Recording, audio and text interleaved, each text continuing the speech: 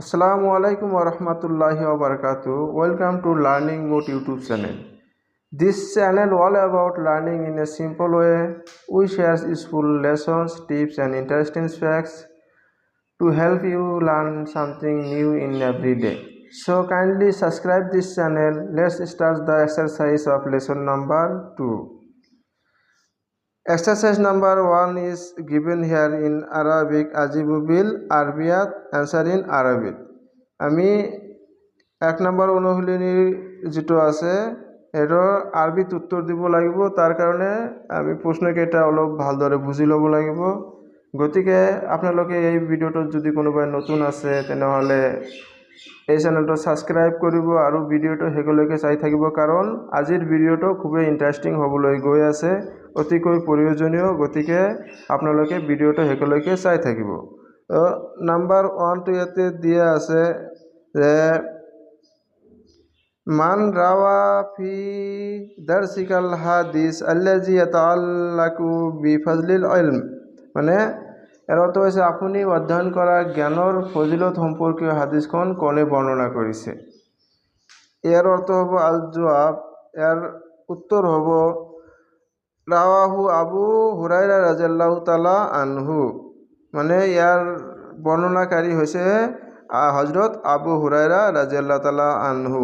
হযরত আবু হুরায়রা রাদিয়াল্লাহু তাআলা আনহু একজন বিখ্যাত সাহাবী আছেন।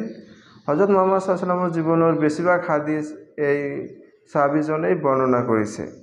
নেক্সট নাম্বার 2 ইয়াতে দিয়া আছে যে মাজা সাহালাল্লাহু লিমান সালাকা তারিকান ইয়াতলুবু ফিহি ইলমান, এর অর্থ হয়েছে যে যিয়ে জ্ঞান আহরণ করার কারণে কোনো পথ অবলম্বন করে আল্লাহ তাআলা তেওঁৰ বাবে কি সহজ করে দিয়ে।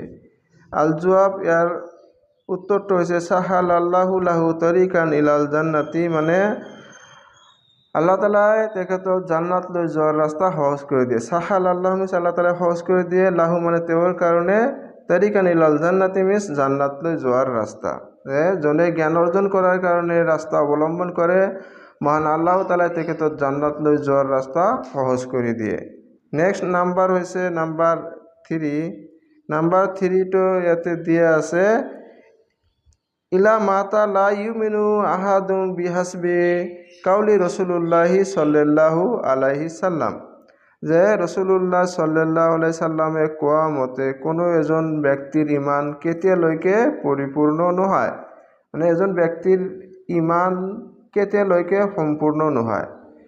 তো ইয়াৰ জবাব ইয়াতে দিয়া আছে, জবাব মানে উত্তৰ হাত্তা ইহুব্বিলি আকিহি মা ইহুব্বিলি নাফসিহি, মানে কোনো এজন ব্যক্তিৰ ইমান তেতিয়ালৈকে সম্পূৰ্ণ নহ'ব, হাত্তা মিনছ তেতিয়ালৈকে ইহুব্বিলি আকিহি, তেওঁৰ নিজৰ ভাইৰ কাৰণে সেইটো বস্তু ভাল নাপাব, মা ইহুব্বিলি নাফসিহি, মানে যিটো বস্তু তেখেতৰ নিজৰ কাৰণে ভাল পাব। ইয়াৰ অৰ্থ হৈছে যে যিজন ব্যক্তিয়ে নিজে ভাল পোৱা বস্তুটো নিজৰ ভাইৰ কাৰণেও ভাল নাপাব, সেইজন ব্যক্তিৰ ইমান সম্পূৰ্ণ নহয়। নেক্সট নাম্বার 4 ইয়াতে দিয়া আছে যে মান হুয়া আল্লাজি লাইসা মিন উম্মতি রাসূলুল্লাহি সাল্লাল্লাহু আলাইহি সাল্লাম কামা রাওয়া ইবনে আব্বাস, যে ইবনে আব্বাস, এর অর্থ হচ্ছে ইবনে আব্বাস রাদিয়াল্লাহু আনহু বর্ণনা করা মতে নাইবা বর্ণনা করা অনুসারে কোন ব্যক্তি রাসূলুল্লাহ সাল্লাল্লাহু আলাইহি সাল্লামৰ উম্মতৰ অন্তর্ভুক্ত নহয়।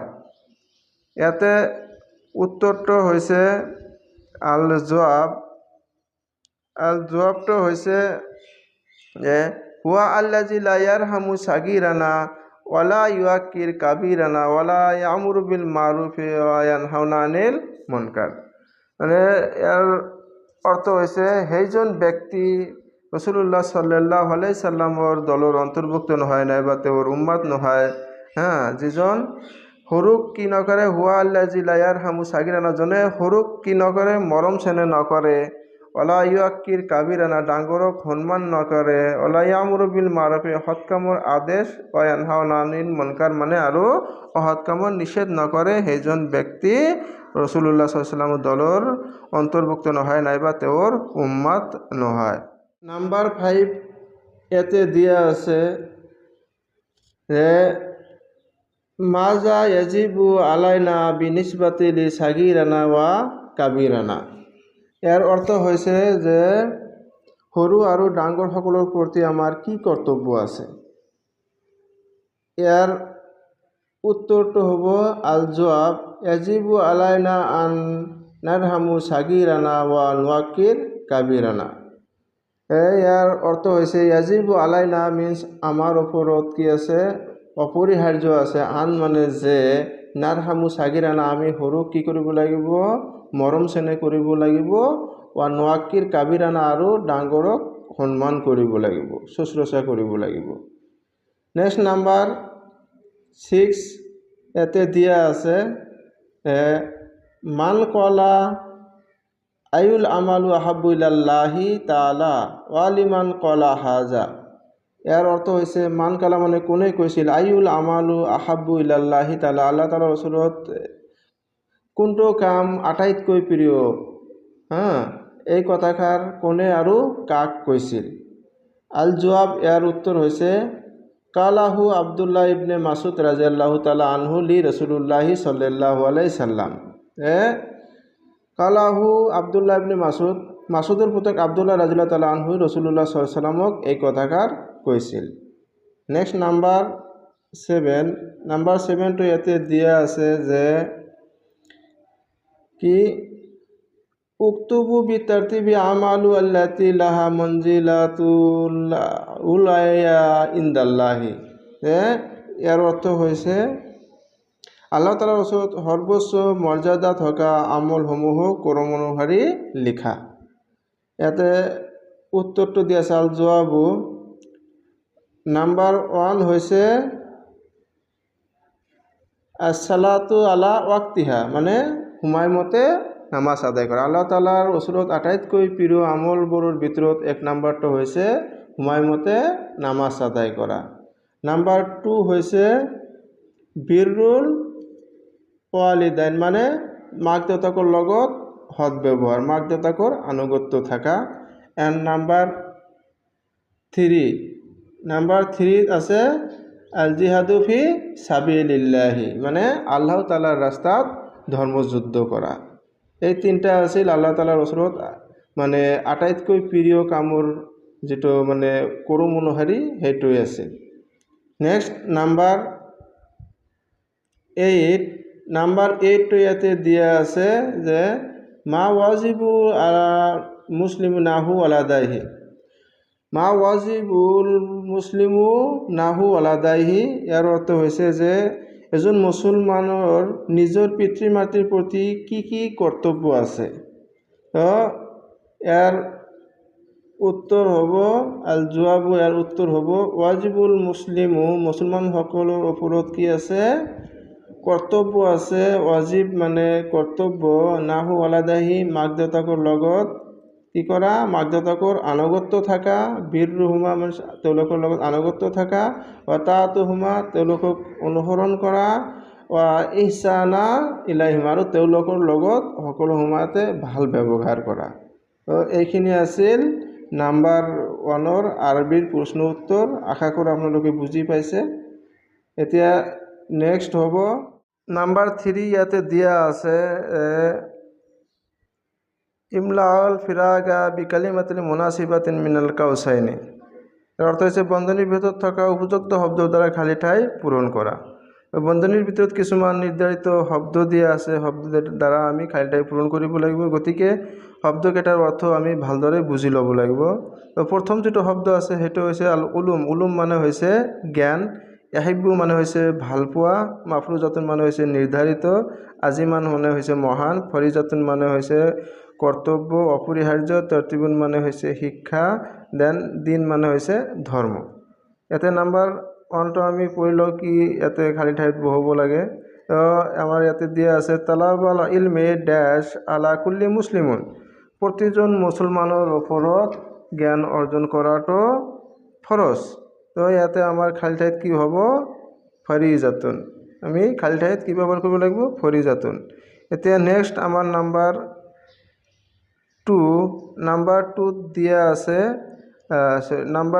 দিয়া আছে কি যে ক্বালা রাসূলুল্লাহি সাল্লাল্লাহু আলাইহি সাল্লাম আন লিতালিবুল ইলমি আজরান ড্যাশ ইনদাল্লাহি, মানে এর অর্থ হয়েছে রাসূলুল্লাহ সাল্লাল্লাহু আলাইহি সাল্লামে কইছে জ্ঞান অনুসরণকারীর ভাবে আল্লাহর ওসরত মহান প্রতিদান আছে। তো মহান এতে আমার কোনটুক বুঝা হব, মহানটা হয়েছে আমার আজিমান, এতে কি হব আজিমান। তো কালা রাসূলুল্লাহ সাল্লাল্লাহু আলাইহি সাল্লাম আন লিতালিবুল ইলমি আজরান আজিমান ইনদাল্লাহি। নেক্সট আমার নাম্বার 3 টু ইয়াদ দিয়া আছে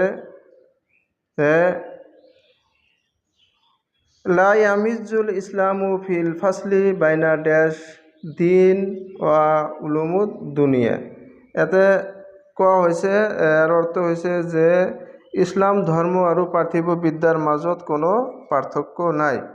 মানে ইসলাম ধৰ্ম আৰু পাৰ্থিৱ বিদ্যা, তেনেহ'লে আমি ইয়াতে বিদ্যা বহাব লাগিব। বিদ্যা মানে জ্ঞান, জ্ঞান ইয়াতে কি হ'ব, তেনেহ'লে ইয়াতে লিখি দিয়াৰ অলপ অসুবিধা হৈ আছে, গতিকে মই খালী ঠাইত থকা যিবোৰ আছে শব্দ আছে, শব্দকেইটা মই মুখেৰে ধুনীয়াকৈ কৈ দিম, আপোনালোকে বুজাৰ কাৰণে চেষ্টা কৰিব। তো ইয়াতে কি হ'ব, লা ইয়ামিজুল ইছলামু ফিল ফাছলি বাইনাল উলুমুদ্দিনি ওয়া উলুমুদ দুনিয়া। এতিয়া নেক্সট নাম্বাৰ হৈছে নাম্বাৰ 4।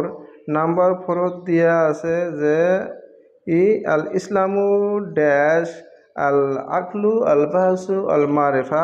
ইয়াৰ অৰ্থ হৈছে যে ইছলামে বুদ্ধি, গৱেষণা আৰু জ্ঞানক উৎসাহিত কৰে। তো ইছলাম ধৰ্ম যিটো আছে এইটোৱে কি কৰে, জ্ঞান বুদ্ধি আৰু জ্ঞানক উৎসাহিত কৰে। তেনেহ'লে ইয়াতে কি হ'ব, আদ্দিন। আল ইছলামু খালী ঠাইত কি হ'ব, আদ্দিন। আল ইছলামু আদ্দিনু লাকলি আল বাহাসি আল মারিফা।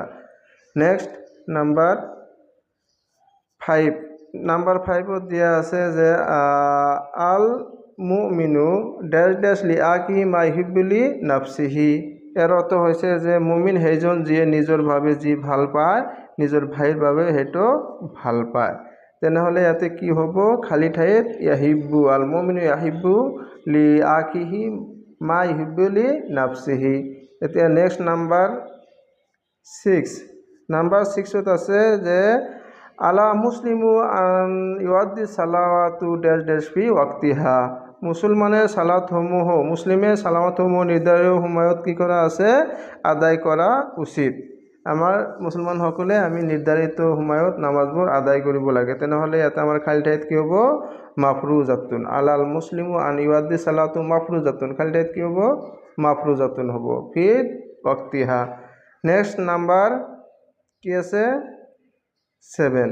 নাম্বাৰ 7ত দিয়া আছে যে বিরুল ওয়ালিদাইনি ওয়াজিবু আলা কুল্লি মুসলিমু লি আন্নাহুমা তাবিআন কাসিরান ফি ড্যাশ ইবনাহুমা। ইয়াতে অৰ্থ হৈছে পিতৃ মাতৃৰ সেৱা আৰু শুশ্ৰূষা প্ৰতিজন মুছলমানৰ ওপৰত ফৰজ, কিয়নো তেওঁলোকৰ আজ্ঞা পালনত ডাঙৰ সওৱাব আৰু পূৰ্ণ আছে। তো ইয়াতে আমাৰ কি হ'ব, তৰতিব। খালী ঠাইত আমাৰ কি হ'ব, তৰতিব হ'ব। এইখিনি আছিল নাম্বাৰ 3ৰ প্ৰশ্ন উত্তৰ। আশা কৰোঁ আপোনালোকে বুজি পাইছে আৰু ভিডিঅ'টো শেষলৈকে চোৱাৰ কাৰণে ধন্যবাদ জ্ঞাপন কৰিছোঁ। এইখিনি আছিল আজিৰ ভিডিঅ'। নেক্সট ভিডিঅ'ত লগ পাম, সেইবুলি আজিৰ এই ভিডিঅ'টো আমি ইয়াতে সামৰিছোঁ। ধন্যবাদ।